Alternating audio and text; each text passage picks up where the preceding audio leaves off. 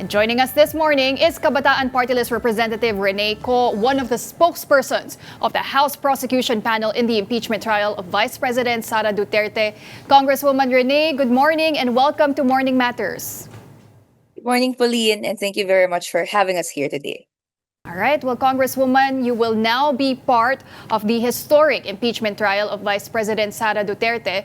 But tell us, Kong, when this role was offered to you, what went through your mind? Was it an easy yes? It is, because it's not different from what we're already doing and what we plan to do for the duration of the impeachment trial, which is to explain the process of accountability, explain the substantive aspect of the articles of impeachment, ano laman niya, so to speak, and also the importance of having people continuously be participative in the process. So it means that we're not bystanders, we're not simply tagamasid, di tayo nanonood lang, we're participants in this. And as one of the panel spokesperson, Kong, how do you intend or plan to explain the impeachment proceedings, especially to the youth? You told our sister program, Political Beat, last night na napaka-importante na involved dito ang kabataan. Well, we explain the steps, we explain the substance, and we explain how actually all this is dependent on the constant political pressure from the people to uphold the process. So hindi po, in my opinion, gagalaw ang Senado by itself sa prosesong nakalatag dyan. Bagkus ang kailangan, whether it is in social media, also on ground, and even how we talk about it in communities, in schools, wherever we are. If may appreciation tayo na dapat tuloy-tuloy ang paglilitis as it should because it is what is provided in the Constitution, dun po mararamdaman ng senator judges natin kung paano dapat bang hawakan yung sarili nila in this convened impeachment court. So we plan to go to schools, to communities, basically what we've already been doing, to on the ground and more personally explain the ins and outs of the impeachment process, but also dagdag appreciation na lahat to proseso po siya ng pananagutan na as ang mantra and ang panawagan nga natin noon pa, no, mga especially last year, lahat ng sangkot dapat managot mula at simula sa tuktok. Well, yesterday, Kong, the Senate finally convened itself as an impeachment court without any delaying tactics that many or the public feared. Kayo po personally, you said that you were surprised that they proceeded to convene as an impeachment court. Why were you surprised, Kong? Well, that's because yesterday, even during the weekend, meron tayong naririnig na rumors ng pagkakaroon ng pagbabago muli ng Senate leadership. Meron tayong pangamba na makakaapekto ito sa proseso.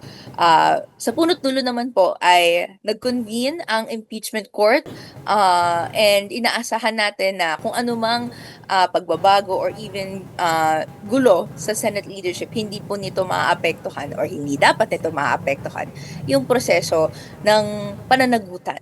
No? Ang panawagan naman natin ay dapat magtuloy-tuloy ito at hindi maantala, hindi magamit yung political intent or numbers para makamit ang isang motion or vote, but rather no, lahat ng ebidensyang nakapresent no, ay mabaybay natin, makita, we parse through them no, without trouble.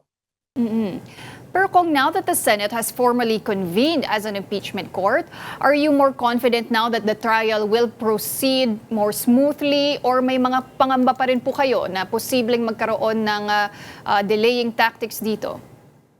Well, may confidence na tayo na at least yung number one biggest hurdle ay we surmounted it already. If we remember during the 19th Congress, it is exactly this hurdle that it is exactly at this point na tumigil no yung proseso. Nagkaroon ng oath-taking, may mga robes na sinuot ang ating mga senators kasi magko-convene na sila, pero dinelay nila yung convening of the impeachment court itself on a different day, and then no, the Supreme Court released its decision, and yun yung naging trigger for the Senate to actually archive no the impeachment complaint, or rather the articles of impeachment. So at least yung pinaka-unang hurdle na yon na hindi natin na-surmount ng 19th Congress tapos na. Pero andyan pa rin yung maraming steps involved sa process ng pag-go through the evidence, no? Yung paggalang doon sa 10 days for the answer of VP, 5 days for the reply of the House Prosecution Panel, na at every step of the way, inaasahan natin yung mamamayan na alam yung proseso, alam yung mga red letter dates para sila mismo yung makaantabay at syempre makapagbigay pressure doon sa paano susundin ng Senado ito. O Congresswoman, kahapon, wala pong nangyaring coup pagdating sa Senate leadership. Although meron pa rin pong mga ugong-ugong, meron pa rin mga rumors that there could be a potential shake-up in the Senate.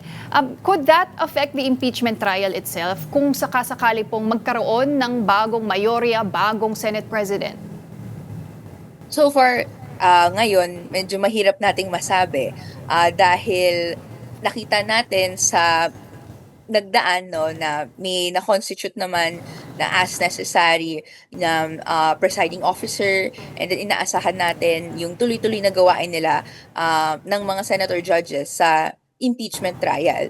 No, siguro pag makita natin sa mga susunod na araw, well, whether there will be a majority vote to consider or not specific evidence, doon natin masasabi na makakaapekto yung leadership. No, but as it stands now, at least I'd like to have faith no na yung gulo sa leadership ay hindi makakaapekto doon sa mismong proseso ng pananagutan.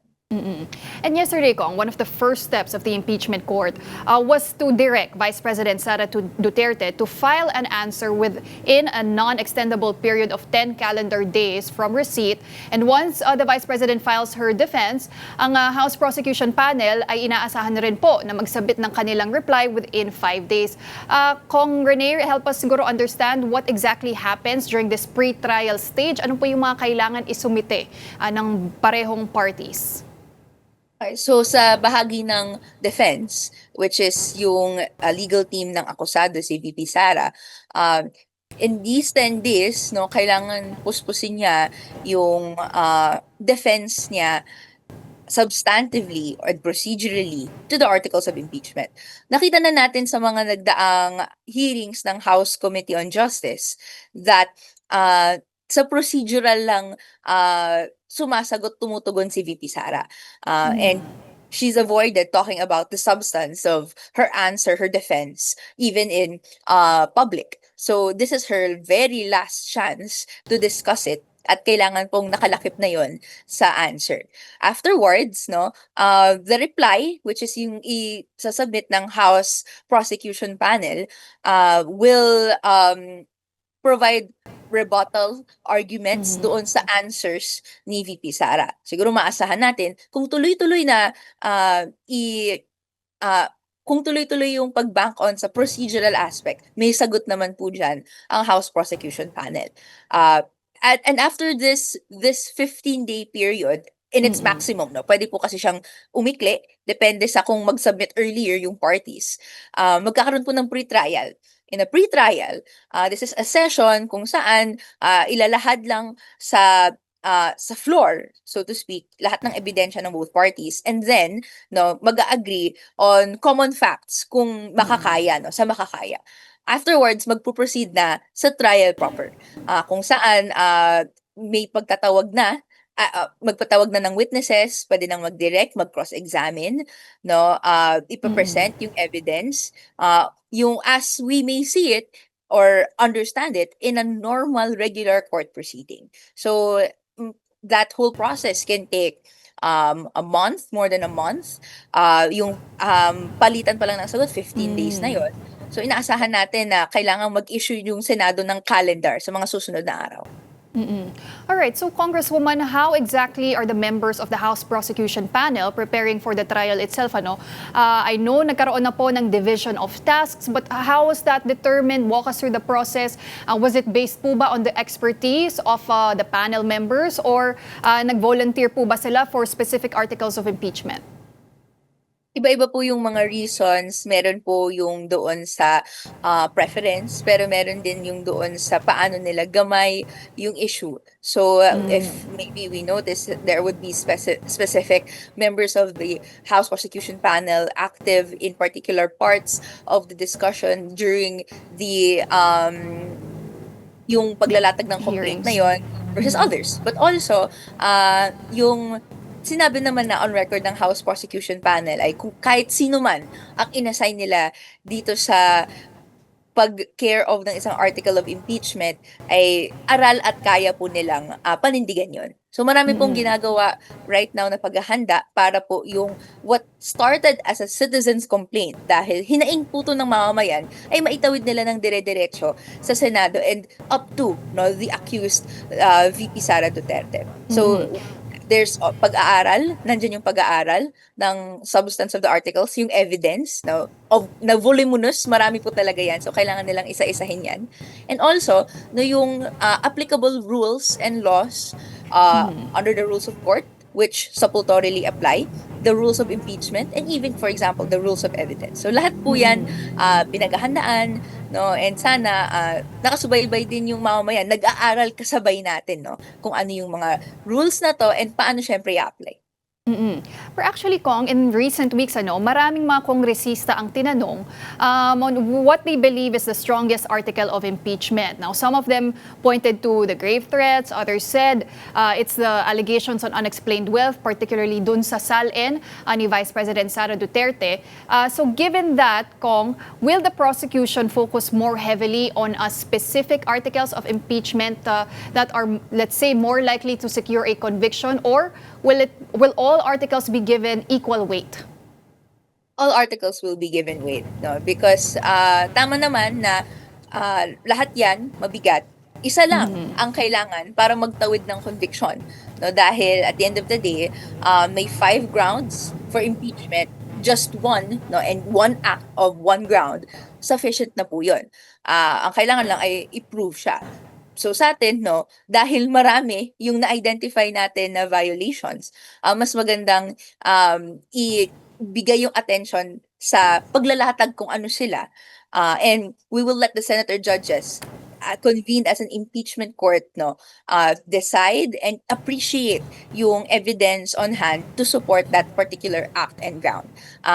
Sa atin naman marami tayong narinig na iba't ibang mga arguments kung ano yung strongest. Siguro ang personal take ko na lang, ang gusto ko talagang makita na mapasagot si VP ay syempre on the confidential and intelligence funds.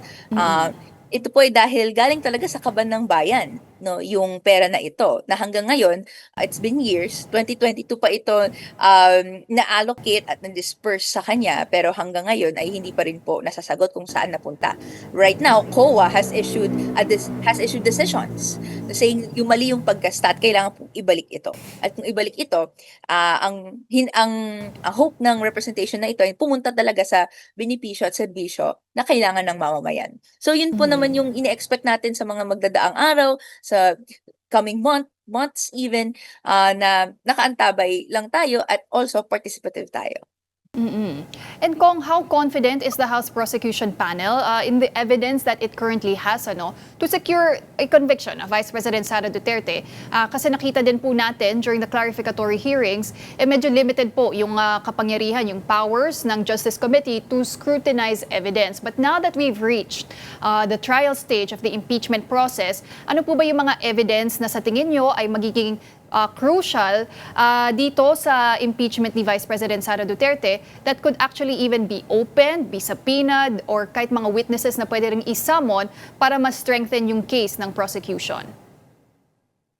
confident po ang House Prosecution Panel sa evidence na hawak nila. Confident sila na kayang itawid and syempre i-explain ito ng maayos.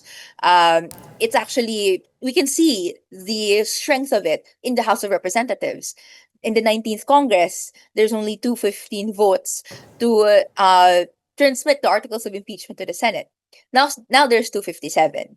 So, yung malaking numero na yon ang nakatawid dahil sa dagdag na arguments and even dagdag na ebidensya supporting these arguments. So we're hoping and we're pushing, no, at nag-aaral para mas ma-appreciate po ng Senate yun.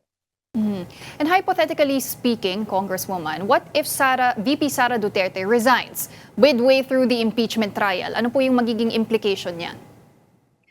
Dapat tuloy-tuloy lang po yung proseso at yung trial, no? So we know that the impeachment is the means to remove a person from office, no? So may discussion na once removed dapat tapos na ang usapan. Pero with impeachment comes with penalty, not just removal, pero no, yung permanent disqualification from office. That when you resign, hindi yan penalty that already attaches to the official. So, kailangan timbangin natin, no, whether yung mga akusasyon na ito and yung ebidensyang kalakip niya, is it strong enough to say that it warrants a penalty of permanent removal from office? No, yung confidential intelligence funds na 612.5 million pesos na hanggang ngayon unaccounted for, yung 6.7 billion pesos or more na unexplained wealth, will it warrant na dapat hindi na magkaroon ng opportunity itong opisyal na humawak ulit ng kapangyarihan sa public space, no, or sa public arena? So, yun ang dapat pag-usapan po ng senator judges. Pero ang panawagan natin, no, whether resignation or not, dapat tuloy-tuloy yung process. Well, the public will definitely be watching this very closely. But for now, thank you very much for speaking to us this morning. That was Congresswoman Rene Co. Thank you, Kong. Thank you, Pauline.